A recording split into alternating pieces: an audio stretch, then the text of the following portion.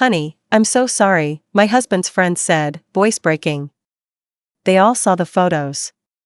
He leaked them. I dropped the envelope of prints on the floor, crushed. 8 years later, he was begging for an interview at my firm. I looked him dead in the eyes. You're not qualified for decency. Me, 39 female, got betrayed by my ex-husband, Alan, 42 male, in the worst way imaginable. He took explicit photos of women he cheated on me with and shared them around, including photos taken in our home. His best friend, Damien, 43 male, was the one who broke the news to me with tears in his eyes. I left, rebuilt my life in Chicago, started my own firm, and years later, guess who shows up begging for a job? Damien. I looked him dead in the eyes and said, "You're not qualified for decency." When Damien sat across from me in the interview room, his jaw slack with disbelief and something resembling shame, I couldn't help but think, full circle. 8 years earlier, he stood on my porch, his hand hovering in the air like he'd knock a second time even though I had already opened the door. He said my name like it hurt to say. Clara. I'm so sorry. At the time, I thought he was going to tell me something happened to Alan, an accident, an affair, even a DUI. I never imagined what came next. They all saw the photos, he whispered. He leaked them. He held an envelope, trembling slightly. I took it, thinking maybe it was a prank, or maybe Damien had misunderstood. I walked into the house with it, laid it on the kitchen table. I remember the sun was pouring in through the blinds, soft and golden. It was warm. Safe. Until I opened the envelope. There were prints. Dozens. Some were ordinary, photos of us hiking, our bedroom, our cat. But then, I flipped one over. It was a woman. Bare. In my sheets. Her arm flung over a familiar pillow. Then another. And another.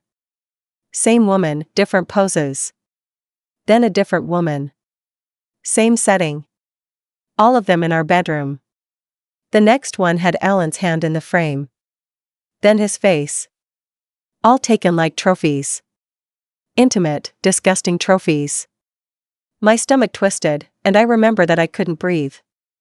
I stood there, holding proof that my entire marriage had been a lie. And he had sent them around. Shared them. With friends. Maybe coworkers. People I knew. Damien kept talking, explaining how Alan had been cheating with multiple women. That the group chat with the boys had turned into some sick locker room where Alan bragged about his conquests, laughing about how clueless I was. Damien had stayed silent until someone else in the chat called it too far. He came to me the next day. I didn't scream. I didn't throw the photos or rage or even cry, not right then. I quietly picked up the envelope and walked into our bedroom. I took down every photo of us. Every memory. I packed it all in a box and left it on the porch for Alan. When Alan came home that night, I didn't give him a chance to talk. You have until 9 p.m. to get your things, I said. After that, I'm calling the police. He laughed at first. Like he didn't believe me. I told you, Clara, it was just dumb guy stuff. You didn't think I mattered, I said. And now you don't matter to me. He tried to twist it. Said I was overreacting. That the women knew. That I was the only one who didn't. Like I was stupid for being blindsided. He didn't even deny the photos, he just rolled his eyes like it was some dumb locker room prank. By the end of that week, I had filed for divorce. I wish I could say it ended there. But word got around fast. We had a tight community, a lot of shared friends. Suddenly, people didn't know how to talk to me. Some avoided me altogether, others tried to give me advice I never asked for. My own sister said, "At least it wasn't your photos." As if that made it better. The worst part? My dad asked if I had done something to push Alan away. My dad. The man who taught me to be strong, to be honest. He thought maybe I had let myself go. Or been too busy with work. My mom just cried and handed me casseroles. I stayed in that house for 3 months after Alan left. Every day was suffocating. The photos were gone, but I still felt like I was living in the shadows of ghosts. I could still smell his cologne in the sheets, even after I changed them. I would wake up in the middle of the night thinking someone was watching me. Eventually, I quit my job, sold the house, and left Seattle. Chicago was a clean slate. I knew no one. That was the point. I started as a temp HR coordinator in a small firm and worked my way up, one grueling year at a time. I was deliberate, strategic.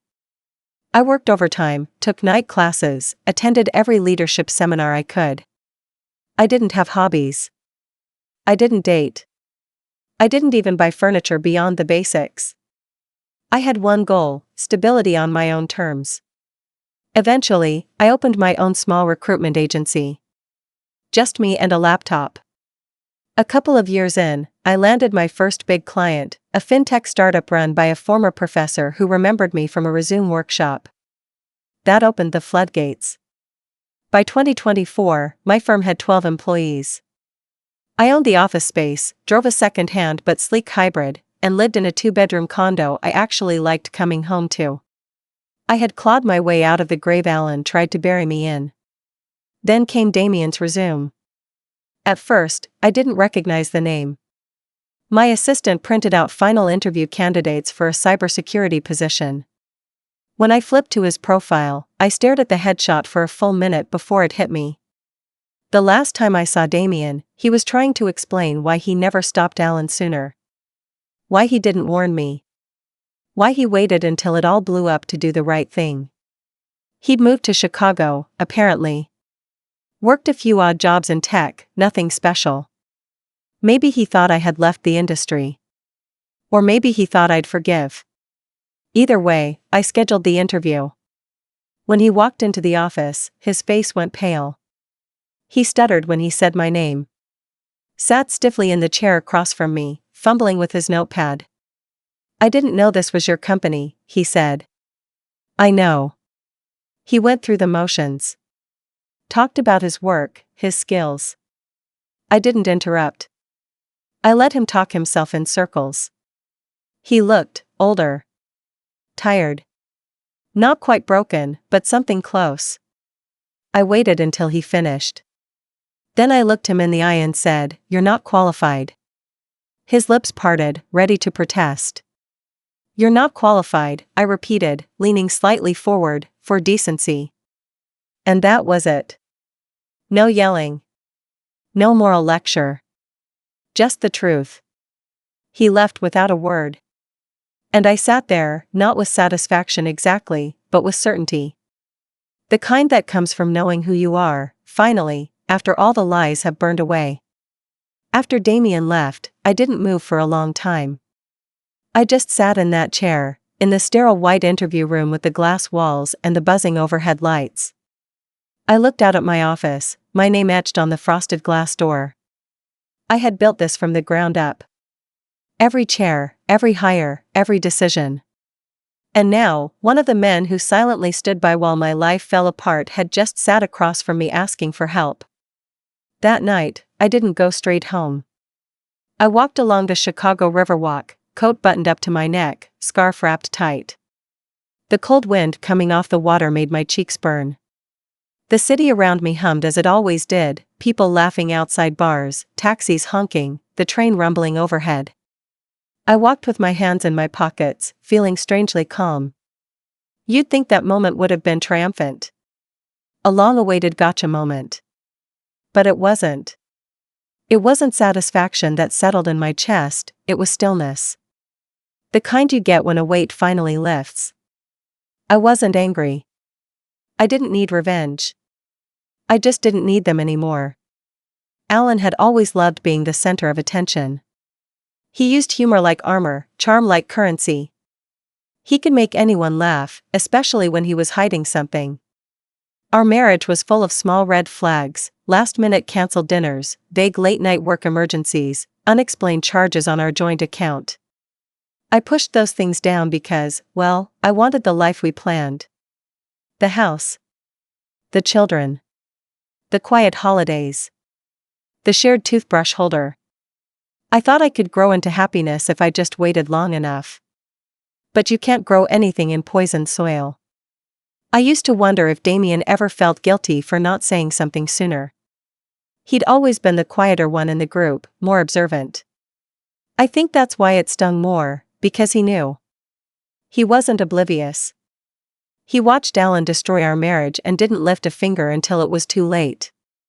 Telling me about the photos wasn't brave. It was the bare minimum. What he did that day on my porch wasn't heroic, it was damage control. In the weeks following the interview, I found myself thinking about Alan more than I had in years. Not with longing or pain, but with curiosity. Where was he now?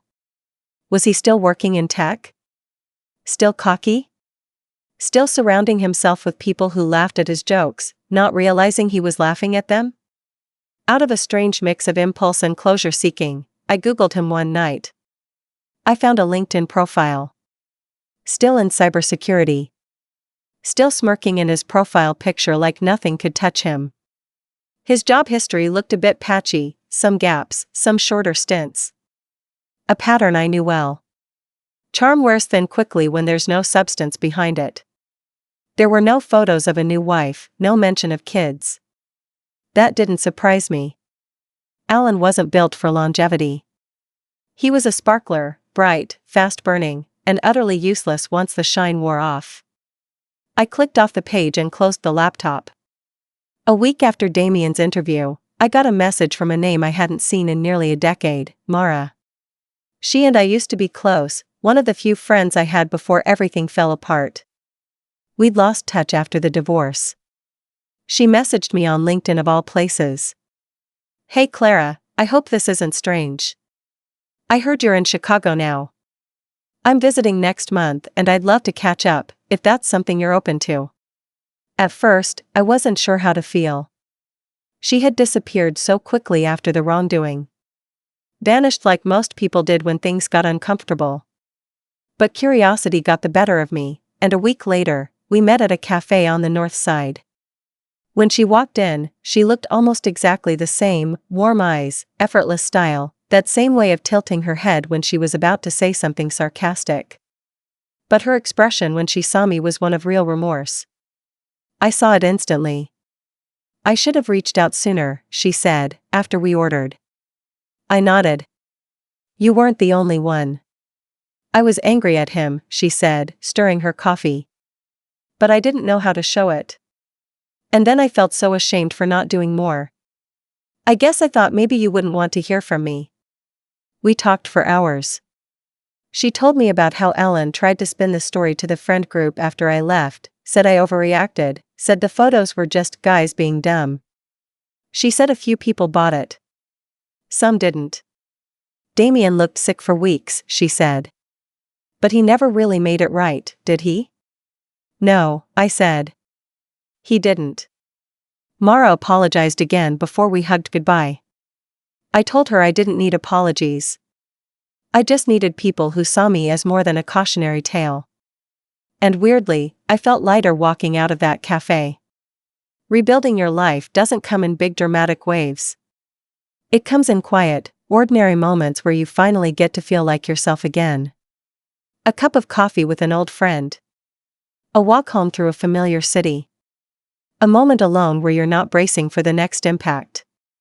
I started seeing a therapist not long after that. For the first time, I was ready to talk about what had happened. Not just the betrayal, but what it had cost me. My therapist, Nadine, said something early on that stuck with me. Betrayal doesn't just break your trust in others, it warps your trust in yourself. The healing happens when you stop doubting your instincts. And she was right. For so long, I had blamed myself for not catching the signs. For being naive. For staying too long. But I've come to understand that trust isn't a flaw, it's a strength. He tormented it. That's not on me. I've stopped waiting for apologies that will never come. Alan will never say sorry. Not sincerely. Damien said sorry once, 8 years too late. The rest of the group? Silent as ever. But I don't need them to heal. I don't need anyone to hand me peace. Because I made it myself. 2 months after Damien's interview, things had mostly returned to normal at the office. The cybersecurity position was filled by a younger candidate, Marisol, a sharp, no-nonsense woman who'd previously worked in government data security. She reminded me of myself in some ways. Focused. Tired of having to prove herself. Determined to never need anyone's approval again. We hit it off almost instantly, and she quickly became not just a colleague but someone I found myself opening up to in brief, unguarded moments. Not the full story, not yet, but enough to feel seen. The thing is, when betrayal carves you up, even years after the bleeding stops, there are scars you forget are there, until someone bumps into them. And Marisol, with her quiet understanding and ability to spot bullcrap from a mile away, bumped into mine one morning when she saw me staring at a photo on my desk a little too long. It was just a photo of the office staff at last year's holiday party. Smiling, arms around each other, glasses raised. Nothing extraordinary. But I had been looking at it too hard. Holding my breath. "You okay?" she asked, gently. "Yeah," I said, then, because I didn't want to lie to her, just, remembering how far I came to get here. She gave a small nod. "Long road?" "Long and messy." "Still standing, though," she said. There it was. Not pity. Not curiosity. Just quiet respect. I didn't need to explain anything else. But life, of course, doesn't let you coast for long. Especially not when ghosts from the past start circling again. It started with a rumor. One of our external partners mentioned they'd heard from a former applicant that I was difficult to work with. That I had personal grudges that affected hiring decisions. At first, I brushed it off. Rumors are part of business. Not everyone lands a job. But then another partner hinted at it. Then a third. Each time, the phrasing was the same. That I was vindictive. That I was known for holding personal things against people. I'd been in this field long enough to recognize a smear campaign when I saw one. And I knew exactly where it was coming from. Damien. It didn't take much to confirm. One of our consultants had previously freelanced for a mid-tier tech company Damien had recently contracted with. According to her, he'd made offhand comments about me in meetings. Said I was unstable. Said I destroyed his career because I couldn't let go of the past. I wasn't surprised. Cowards rarely accept consequences. They rewrite the story to protect their ego. What did surprise me was how furious it made me. Not for me, I knew who I was. I had rebuilt myself from splinters. But it was the idea that this man, who stood by while his best friend humiliated me, who slunk into my office with his tail between his legs begging for a job, was now calling me unstable?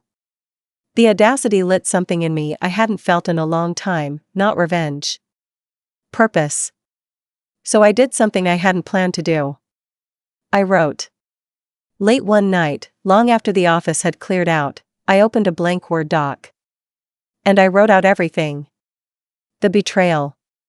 The photos. The silence of friends. The rebuilding. Damien. The interview. All of it. I didn't name names. I didn't need to. It wasn't about burning anyone down, it was about reclaiming the truth. About making the story mine. I posted it anonymously in a private women in tech network I belong to. Just a post about betrayal in professional spaces. About how sometimes, the people who betray us aren't just the cheaters, they're the ones who stay quiet while it happens. The ones who pretend neutrality is kindness. It blew up. Hundreds of comments. Women from all kinds of industries sharing their own stories. Some had lost jobs, some had lost families. All of them knew what it was like to be gaslit, smeared, quietly punished for daring to walk away from a man's mess. One comment hit me hardest. Sometimes we think survival is enough. But surviving in silence isn't healing. Thank you for speaking it out loud. That comment stayed with me for days. I printed it out and taped it inside my office cabinet, where I could see it every morning when I grabbed my notebook. A week later, the rumors stopped. I don't know if Damien got wind of the post. I don't care. What I do know is that he didn't get the traction he wanted. People moved on. My reputation didn't budge. Because I had built it on a foundation stronger than anyone's whisper. That should have been the end of it. But then I got the email. Not from Damien. Not from Alan. From someone else entirely. Elise. The woman in the photos. She found me. Her name had been burned into my brain for years, though I had never sought her out. I didn't blame her, she hadn't owed me anything. She hadn't made vows to me. She was just part of it. Another ghost. Her message was simple. She had found my story online, recognized enough of the details to realize it was me. And she wanted to talk. For days, I hovered over that reply button. My stomach was in knots. What could she possibly want after all this time? Curiosity won. We agreed to meet at a bookstore cafe near Lincoln Park, mid-afternoon on a quiet weekday. When she walked in, I almost didn't recognize her. She looked tired. Older than I remembered. But her eyes, the same sharp, unflinching eyes from the photos, met mine with something I didn't expect: guilt. She sat down, wrapping her hands around a cup of chamomile tea like she needed the warmth to speak. I didn't know, she said immediately. I didn't know he was married. I believed her. She looked down when she said it, like the truth still hurt to say. I found out months later. One of his friends slipped up. When I confronted Alan, he told me you were separated. That you were complicated. That you knew about the other women. I said nothing. Let her speak. I felt sick. I was young, stupid. I thought he cared about me. When I saw those photos later, shared without my consent, I felt like I was drowning. Her voice cracked, and she wiped her eyes quickly. Not for sympathy. For dignity. He humiliated you, she said. But he used me to do it. And I'm sorry for that. I really am. I didn't expect the relief that followed. Not forgiveness, not right away, but a strange, comforting clarity. We had both been casualties of the same man's ego. We sat there for nearly 2 hours. Talked about what betrayal does to a woman. About how long it takes to trust again, not just others, but yourself. We weren't friends when we left. But we weren't strangers anymore either. And as I walked back to my office, I felt something I hadn't in a very long time: closure? Not quite. But something close. The weeks following my meeting with Elise settled into an unexpected calm. I didn't expect peace to come from seeing her, but it did. We were two women who had unknowingly shared a war zone. The difference was, she got out early and didn't look back. I had stayed and tried to build a home on top of it. Now, years later, we were both rebuilding from different foundations, but at least we weren't doing it in silence anymore. She messaged me once more a few days later. Just a short note: thank you for hearing me. For not blaming me. I hope you continue to thrive. I responded simply, you too. And that was that. Life, once again, returned to routine. Spring began blooming over the city. My staff was prepping for our biggest quarter to date, with several high-profile clients lined up and some substantial government contracts under review. Then, it happened. A call from one of our compliance partners. They were doing a joint screening for all vendors attached to an upcoming federal-level cybersecurity rollout. A huge deal, high clearance, strict vetting. My firm was already shortlisted as a staffing provider. The partner had flagged one of the subcontracted security consultants on the technical team, someone with a spotty reputation. Internal HR complaints, rumor of inappropriate workplace behavior, and a string of early departures from firms. Name's Damien Whitlock, the partner said over the phone. I almost laughed. He's consulting under another firm, she continued. I know you've dealt with him before, so I wanted to run it by you. Technically, he's not your hire, but his involvement could jeopardize the contract. Federal compliance doesn't take kindly to these kinds of records. I could feel my heart beat steadily in my chest. I was calm. Grounded. I looked out the window of my office at the skyline and realized what was about to happen. I had a choice. I could stay silent. Let the process play out. Or I could submit a formal concern, backed by professional observation and ethics documentation, requesting his removal as a subcontractor due to non-disclosure of past misconduct and unprofessional conduct on record from our firm's previous interactions. So I did. It was surgical. Methodical. Professional. No name-calling. No accusations. Just a detailed report, missed deadlines, inappropriate behavior in a professional interview, and prior attempts to undermine a hiring process via informal channels, a violation of ethical standards for federal consultants. The partner called back 2 days later. Well, she said, almost laughing, that didn't take long. His firm dropped him before we could even begin the secondary background sweep. Apparently, yours wasn't the only complaint on file. You just happened to submit it with perfect timing. Thanks for letting me know, I said, smiling softly. Glad it worked out. He wouldn't work with any federal contractors again. Probably not even mid-sized firms who checked references thoroughly. The kind of tech companies that still valued discretion and character would close their doors to him entirely. And he'd never know it was me who finally made the last domino fall. Because this wasn't about loud revenge. No need for screaming. No need for spectacle. This was quiet accountability. The kind that sticks. A month later, I was invited to speak at a regional women in tech conference. I gave a talk titled, When Starting Over is the Bravest Thing You Can Do. I didn't name names. I didn't need to. I told my story, the arc, the betrayal, the silence, the rebuilding. The rooms full of people who doubted me, and the moments that kept me going anyway. After the talk, a woman approached me with tears in her eyes. Your story sounds so much like mine, she said. Except, I'm still in the middle of it. I looked her in the eyes and took her hands. You won't be forever, I said. Later that night, back at home, I sat on my balcony with a glass of wine, watching the sun disappear behind the Chicago skyline. The soft hum of the city carried on below me. My cat, Miso, curled at my feet.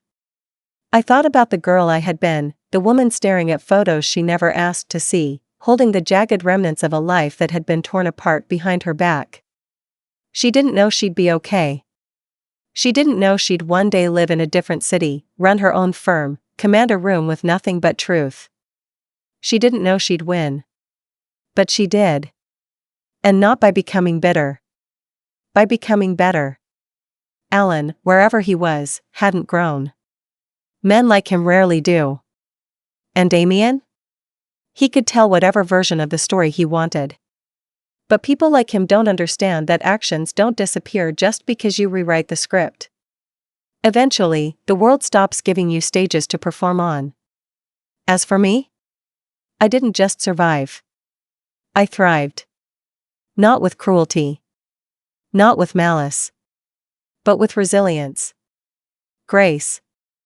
And, in the end, a quiet, poetic justice that came not with fire, but with a single, simple truth. I never needed to destroy anyone to win. They did that all on their own.